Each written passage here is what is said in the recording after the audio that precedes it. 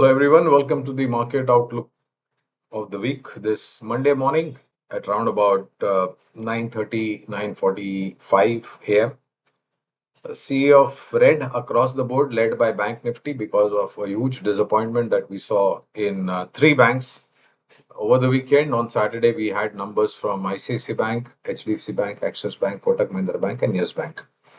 Barring ICICI Bank, all the other banks HDFC Bank, Axis Bank, and Kotak Mahindra Bank reported set of numbers which were a little bit disappointing, and that's one of the reason why we've seen HDFC Bank, Axis Bank, Kotak Mahindra Bank leading the downside as far as Bank Nifty is concerned, and because of that, the market is also down and out due to the geopolitical unrest.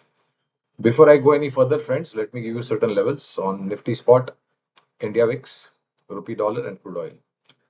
Two levels on the lower side, two levels on the higher side as far as Nifty Spot is concerned. 24,200 on the lower side, 24,300 to 24,500 on the higher side, with a little bit of positive bias. Even last week, if you actually go to see, our view was that we'll be moving towards 24,300, and that actually happened. Of course, we were not able to sustain at that level because of the geopolitical unrest and, of course, crude oil. So these are the two levels. On the lower side, 24,000, 24,200. On the higher side, 24,300 to 24,500. India VIX is up 2.62%. 13.30 is the 50, I beg your pardon, is the level on India VIX. Up. Rupee dollar, weakness in the rupee last week, this morning as well, 96.42, weakness of 0.13 paise. And this is also another concern, friends. We are once again going towards that 97 mark, which we defended quite well, and we did show a reasonable amount of strength on the INR against the dollar. So as of now, we are hit by double whammy. Weak rupee against the dollar, 96.42, 96.50, I beg your pardon.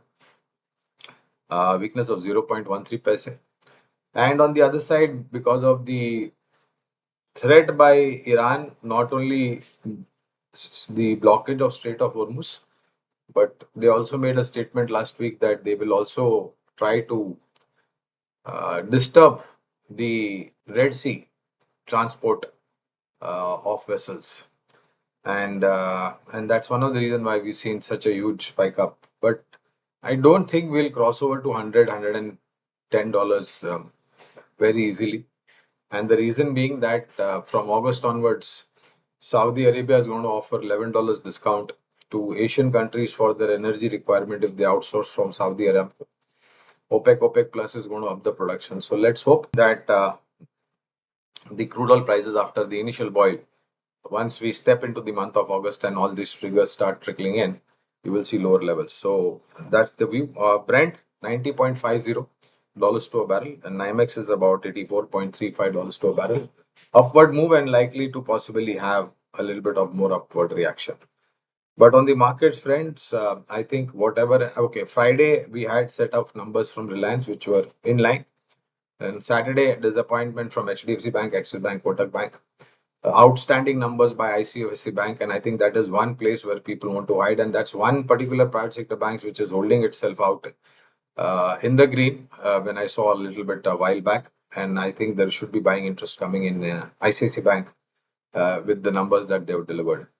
Overall, I think there's going to be choppy. We are going to see a push and pull as far as markets are concerned.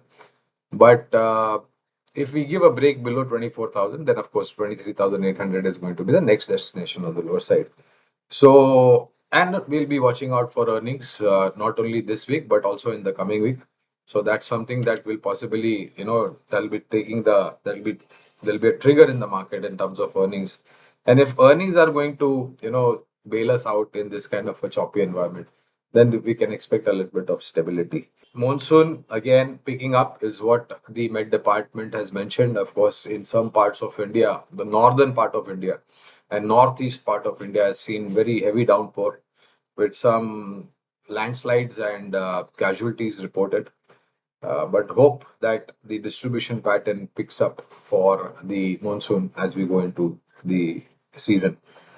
Any kind of escalation, of course, we've seen, US attack Iran, disturbing infrastructure humanitarian infrastructure, if I can put it that way. And then, of course, Iran retaliating to the other countries in the Gulf where US bases are there. So this push pull and dialogue being opened, etc., etc. Comments. Let us hope wisdom and common sense prevails, and there is peace eventually signed, sealed, and delivered in terms of a document.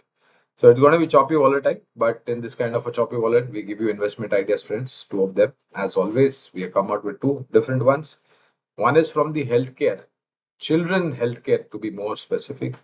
Rainbow Children Healthcare Hospital. This is the stock that we are talking about. We have a positive. We recently come out with the positive coverage on this one, and I believe healthcare is one sector which is actually relatively insulated from these, geopolitical oil shocks, weak rupee, etc., etc. So, Rainbow Children Healthcare Hospital is something that we are positive on.